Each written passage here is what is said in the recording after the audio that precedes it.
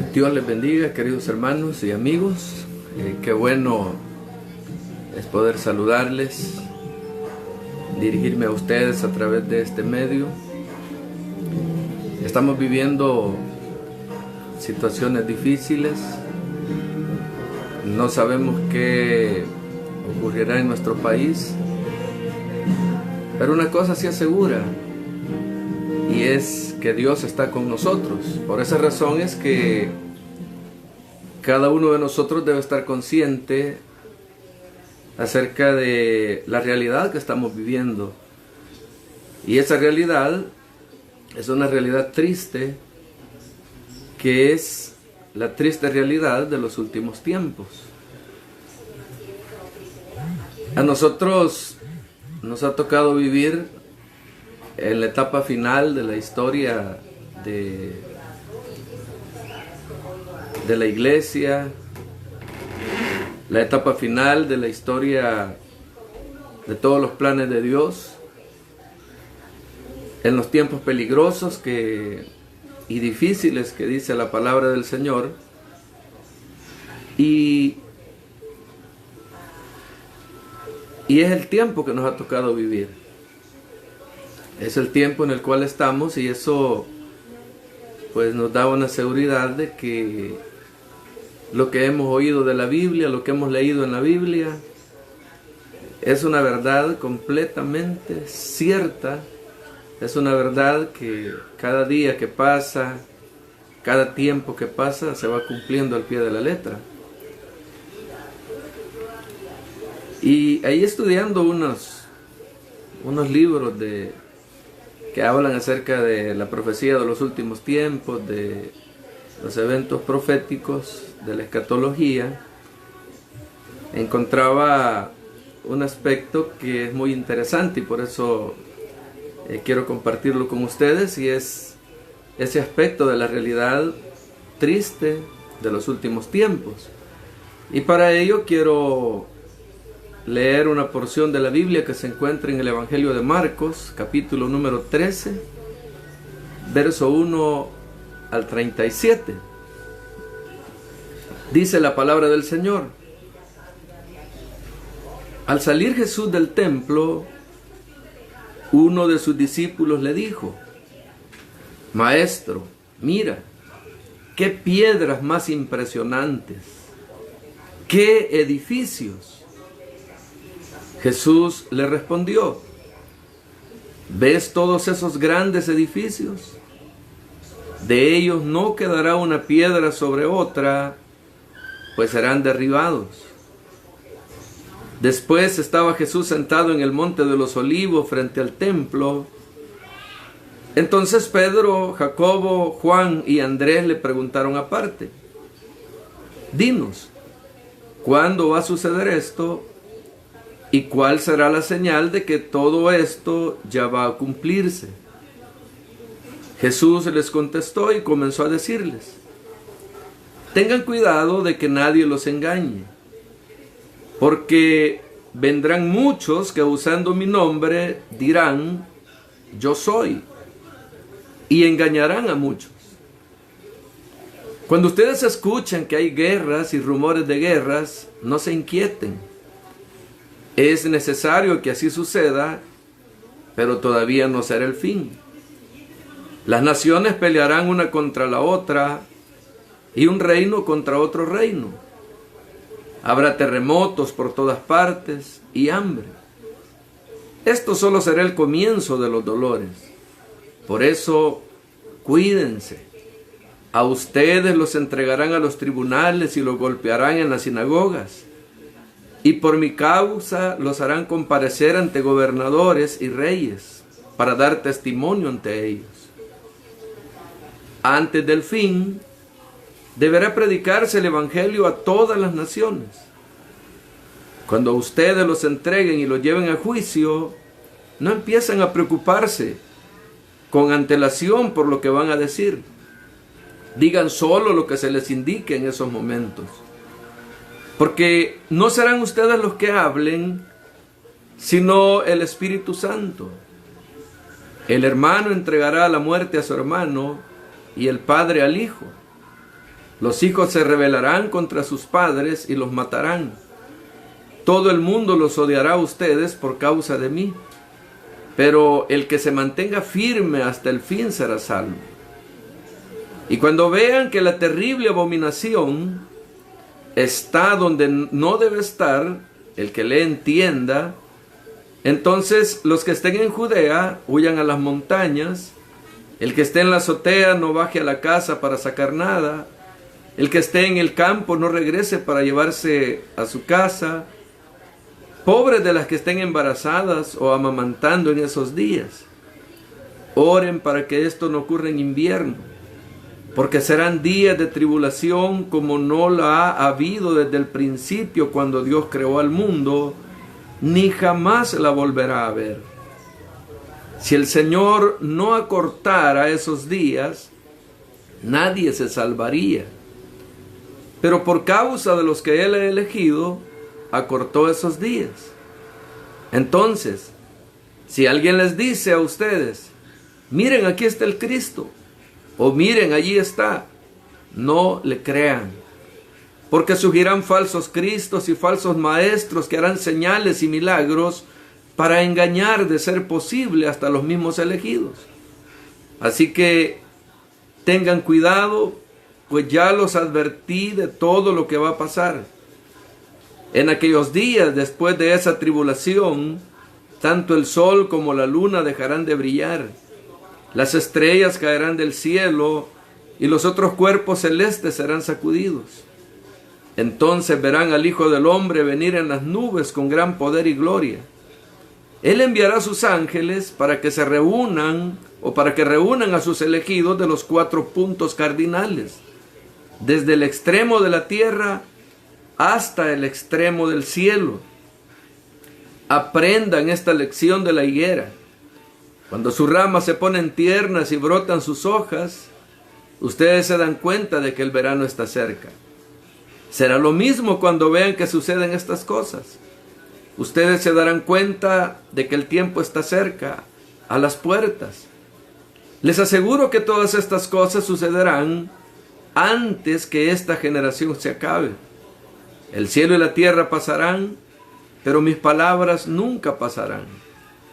Pero en cuanto al día y la hora, nadie lo sabe, ni siquiera los ángeles del cielo, ni el Hijo. Solamente el Padre lo sabe. Por eso estén alertas y vigilen, porque ustedes no saben cuándo llegará ese tiempo. Es como cuando un hombre se va de viaje y al marcharse deja su casa al cuidado de sus criados. A cada uno le deja una tarea y le ordena al portero que vigile. Así que ustedes manténganse despiertos, porque no saben cuándo va a regresar el Señor de la casa. No saben si volverá al atardecer, a la medianoche, al canto del gallo o al amanecer. Por eso deben mantenerse alertas.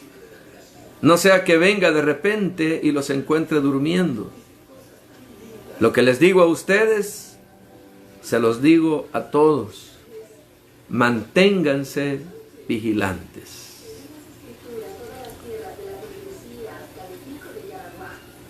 Creo que en la actualidad y en el tiempo que llevamos viviendo en esta tierra, que son los últimos tiempos, todos hemos notado un aspecto que pudiera causar temor, pero que también nos da a conocer los aspectos que Dios tiene preparados para la humanidad. Y todos hemos notado que en la actualidad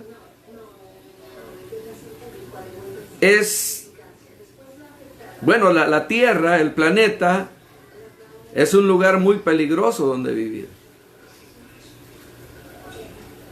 Eso creo que todos lo hemos notado, que nuestro planeta es un lugar peligroso. Ya uno no logra asimilar la forma en que uno va a vivir en este planeta, porque es muy peligroso porque podríamos vernos involucrados en una guerra en la cual nosotros no tenemos nada que ver, que no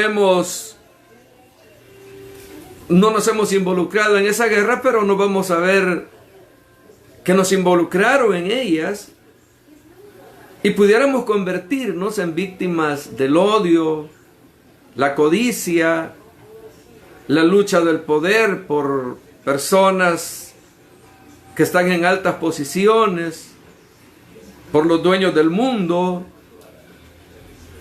Y estamos viendo que hasta antes de este momento este momento crucial que estamos viviendo, nos hemos dado cuenta que la guerra se estaba extendiendo por el Medio Oriente.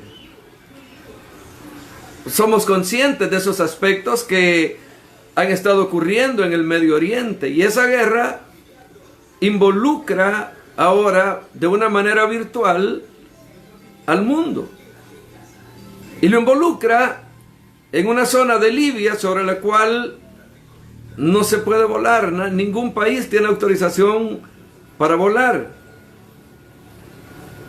Una coalición de naciones contra Gaddafi intenta solucionar esos aspectos, pero antes de que finalice ese aspecto de amenazas, de guerras, de coaliciones, miles, si no es que decenas de miles de personas se habrán muerto. Y eso no es nuevo para nosotros. No es algo que esté ajeno o que lo desconozcamos. Pero también el mundo es peligroso porque podríamos ser víctimas de un terremoto, de un tsunami, podríamos ser víctimas del hambre, al no poder obtener comida o porque la comida no puede llegar hasta nosotros a causa de un desastre natural, a causa del desabastecimiento, o podríamos ser víctimas de un incendio o una inundación, como a menudo vemos que ocurren en la mayor parte del mundo, en la mayor parte de lugares donde las personas viven.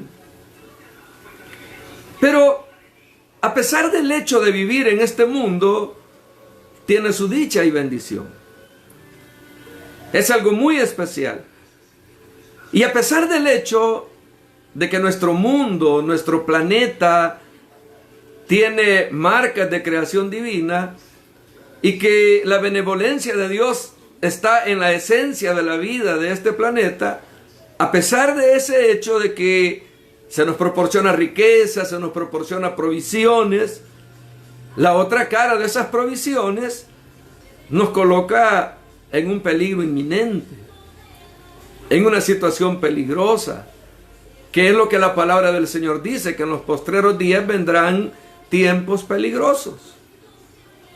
Porque podemos morir de una enfermedad, podemos ser envenenados en una comida, pueden irradiarnos a través de armas químicas hasta la muerte. Y todas esas cosas son la otra cara de las bendiciones que podemos recibir, porque si no viviéramos en este planeta, no tuviéramos la bendición de haber conocido a Jesús, no disfrutáramos de ese privilegio de que Él decidió morir por nosotros. Pero está, como decía, la otra cara de la moneda, los desastres, las hambres, las acechanzas, los peligros que podamos enfrentar.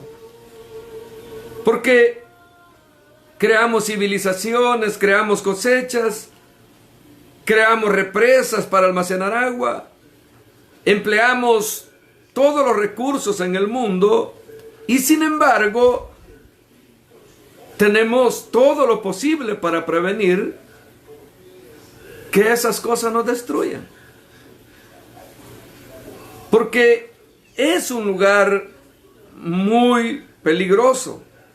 Tenemos que hacer todo lo posible para que esos aspectos de avance de la ciencia no nos destruyan, porque el desastre nos rodea. Cada día, cada minuto, cada segundo, la guerra y la muerte están presentes de muchas maneras.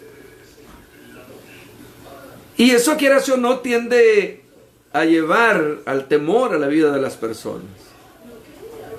Inunda de miedo a las personas.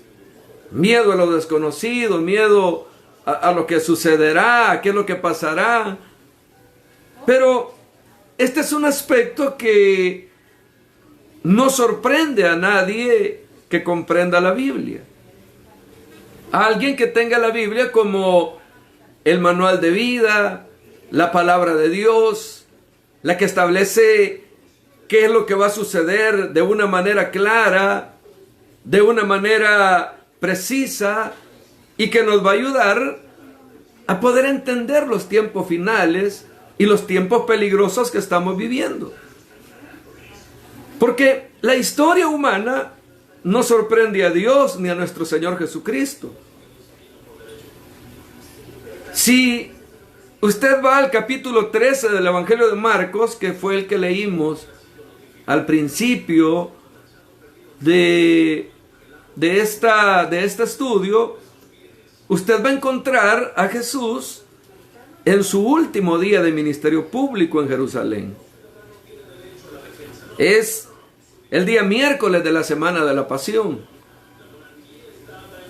El jueves se prepara para celebrar la Pascua juntamente con sus discípulos, y el viernes será crucificado.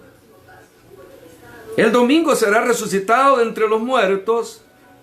Pero ahora, cuando había llegado al final de su ministerio público, en su último día de ministerio público en esta tierra, les habla a sus discípulos. En el capítulo número 12, verso 43, llama a sus discípulos a que vengan a él. Y por el resto del día y el día siguiente se enfoca en hablarles, en darles a conocer muchas cosas que a ellos debían interesarles. Y en este segmento, registrado para nosotros en Mateo capítulo 24, verso 25, y en Lucas capítulo número 21, Él nos da una descripción de la historia por venir. Y esto es profético. Esto predice el futuro de la humanidad, el futuro del planeta Tierra, el futuro de los seres humanos en este mundo. Y creo que a ustedes les va a sonar muy conocido, ya que es exactamente el modo en que la historia se ha desarrollado hasta la actualidad. Cómo se ha ido desarrollando los aspectos en esta tierra. Pero cuando las palabras de Jesús brotan de sus labios para decírselas a sus discípulos, eso será una sorpresa para ellos. Para nosotros no es sorpresa, pero para sus discípulos sí lo será, sí lo era. Porque lo que dirá nuestro Señor Jesucristo será la mayor sorpresa que sus discípulos esperan del reino. Después de todo, ellos sabían, ya estaban seguros que el rey había llegado. El rey ya estaba en este mundo. Están convencidos de que Jesús es el Hijo de Dios. Están convencidos y seguros de que Jesús es el Mesías. Que Él es el Mesías. Que Él es aquel que Dios había prometido enviarlo para establecer su reino en esta tierra. Ellos lo tenían a estas alturas del tiempo. Lo tenían claro, lo tenían seguro, ya no tenían dudas. Creen que están por experimentar el establecimiento de ese glorioso reinado. Conocen, por ejemplo, lo que el capítulo 9 de Isaías dice, que el gobierno estará sobre sus hombros, que Él va a regir literalmente no solo a Israel, sino también al mundo entero. Conocen del capítulo número 14 de Zacarías, que detalla cómo el Mesías establece su gobierno en el mundo. y conocen cada promesa del Antiguo Testamento que anhelaba ese reino, que anhelaban ese reino prometido.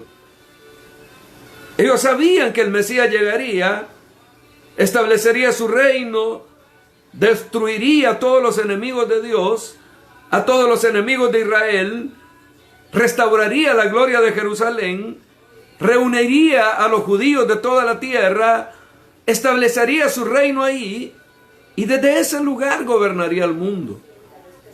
Israel sería la nación favorecida en el planeta y la vida ya no sería como era antes, ya no sería igual.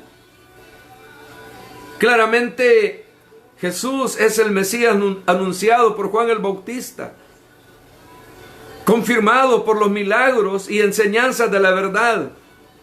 Él había entrado a Jerusalén el lunes de esa semana que estamos analizando ahora y le habían dado la bienvenida mesiánica de una manera apropiada.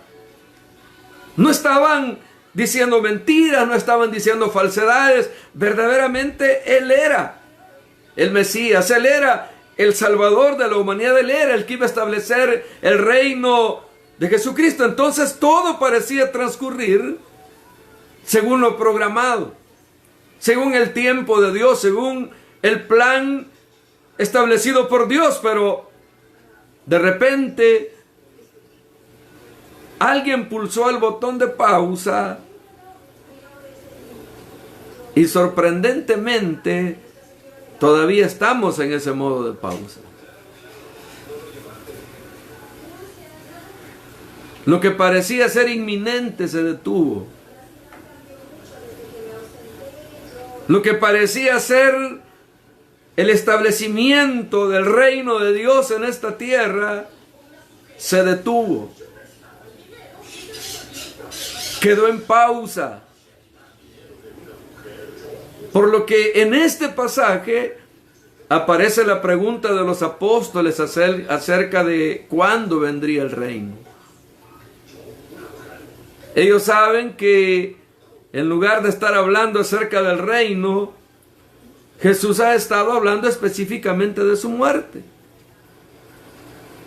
Jesús les dice: los principales sacerdotes y líderes de Israel me van a arrestar, me van a azotar, me van a ridiculizar, me crucificarán y yo resucitaré. De eso es lo que les está hablando el Señor. Ellos lo saben perfectamente. Eso es lo que han estado oyendo. Les había dicho reiteradamente en muchas ocasiones esos aspectos. Pero más allá de esas cosas, ellos asumen que si ese fuera el caso, Él va a resucitar y entonces establecerá su reino de inmediato. Y eso es lo que ellos esperan. Eso es lo que ellos anhelan. Esa es la expectativa, lo que está detrás de sus palabras en el capítulo número 13. Eso es lo que está ahí. Esa es la inquietud que ellos tienen. Pero en este capítulo 13 podemos observar la profecía de Jesucristo. Lo que Él está profetizando. Él les está diciendo las cosas que van a acontecer, las cosas que van a suceder. Les está contando lo que sucederá a lo largo de la historia, desde su muerte, su resurrección, los acontecimientos que van a transcurrir durante la historia desde ese tiempo hasta su venida, hasta su retorno, los acontecimientos serios que van a ocurrir en el mundo. Pero al escuchar esas palabras del capítulo número 13 de Marcos, debe haber sido una experiencia asombrosa para sus discípulos, ya que era evidente que pasaría un tiempo significativo hasta que todas esas cosas de las cuales Jesús ha estado hablando en este capítulo 13 de Marcos se cumplan. Jesús ha hablado de guerras, rumores de guerras, que van a acontecer en todo momento. Y eso indicaba que había más por venir, que habían cosas que aún faltaban que sucedieran en este mundo. No una guerra o un rumor de guerras. Reinos contra reinos, naciones contra naciones. Habrían terremotos en varios lugares, varios tipos de hambres, grandes persecuciones de parte de los judíos. Pero en especial, esos aspectos, dijo el Señor, comienzan en el versículo 14, donde habla acerca de la abominación desoladora. El tiempo de tribulación, y hasta después de eso vendrá la señal del retorno de Jesús. Así que nuestro Señor aclara el tema de su retorno y el establecimiento del reino, diciendo que antes que Él vuelva, antes que el reino de Dios se establezca, antes que eso suceda, se van a manifestar acontecimientos, condiciones desastrosas que han sido parte de la vida en este planeta desde la caída del hombre. Guerras, desastres, desórdenes, sufrimientos que van a continuar por un periodo extendido de tiempo. Y llevamos ya casi 2000 años, o un poquito más de 2000 años. Los creyentes van a sufrir persecución y aún el martirio. Falsos cristos, falsos profetas ocuparán la historia con sus mentiras antes de su llegada. Entonces, su primera y su segunda venida, entre esos dos aspectos, la historia será caracterizada por problemas incesantes que eventualmente escalarán en el periodo de la tribulación, tal como se llama acá. Los años finales de la historia humana, en los cuales los problemas alcanzarán proporciones épicas que no se las imagina el ser humano. Lo que estamos viviendo en la actualidad es algo ínfimo en lo que va a ocurrir en la tribulación. Es incomparable con lo que va a ocurrir al final del mundo. Por lo tanto, si desglosamos este pasaje, lo pudiéramos hacer de diferentes maneras. Los primeros 2 versículos hablan de la destrucción del templo. Luego los versículos del 3 al 13, que es donde nos vamos a enfocar de una manera más fuerte en este momento, hablan de la historia actual del mundo. Los versículos 14 al 23 hablan del tiempo futuro específico de la tribulación. Y el versículo 24 en adelante hablan de la segunda venida de Cristo. De este modo, entre la primera y la segunda venida, la vida en este planeta estará caracterizada por problemas incesantes. Ese periodo general de tiempo y sus problemas están descritos en los versículos 5 al 13 de manera específica. Pero hay un aspecto que quiero acotar. Y esta es otra evidencia de la deidad de nuestro Señor Jesucristo, porque las cosas que dijo que serían verdad, lo son. Lo hemos comprobado con el paso del tiempo. No hay duda que Él era el Hijo de Dios y todo se ha cumplido al pie de la letra. Él predijo la destrucción del templo en los versículos 1 y 2, y efectivamente ese templo fue destruido en el año 70 de nuestra era. Él predijo que no quedaría piedra sobre piedra, y eso es exactamente lo que sucedió en el año 70 de nuestra era. Y nunca fue reconstruido. Nunca fue reconstruido. Él predijo la naturaleza de la vida en un planeta corrupto y condenado, y todo lo que Él dijo es verdad. Todo se ha cumplido al pie de la letra. Y si alguien quiere saber todo lo que Él dijo, pueden ensamblar el relato de Mateo, Marcos y Lucas y van a obtener una descripción completa de cómo es la vida en este planeta, de cómo es la vida en este mundo. Todas las cosas que Él dijo que sucederían han sucedido.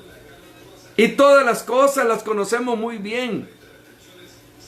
Las conocemos perfectamente. Por lo tanto, es importante que concluyamos que la Biblia siempre se corresponde perfectamente con la realidad. Cuando la Biblia dice que algo será de cierto modo, es exactamente lo que será. Cuando la Biblia dice que algo va a suceder en la tierra, exactamente va a suceder. La Biblia no mentirá. Será como la Escritura lo dice en términos generales y en términos específicos. Ustedes tienen un evento específico en el año 70 que cumple las palabras de nuestro Señor Jesucristo y que cumple con lo que la Escritura registra. Ustedes tienen una descripción general del tiempo entre las dos venidas de Cristo que obviamente sabemos dice cómo es la vida. Y el tiempo futuro de tribulación. Las cosas específicas mencionadas aquí referentes a la abominación desoladora y el final de ese periodo. La señal del cielo o la señal en el cielo del retorno de Jesucristo será todo exactamente como las Escrituras lo dicen.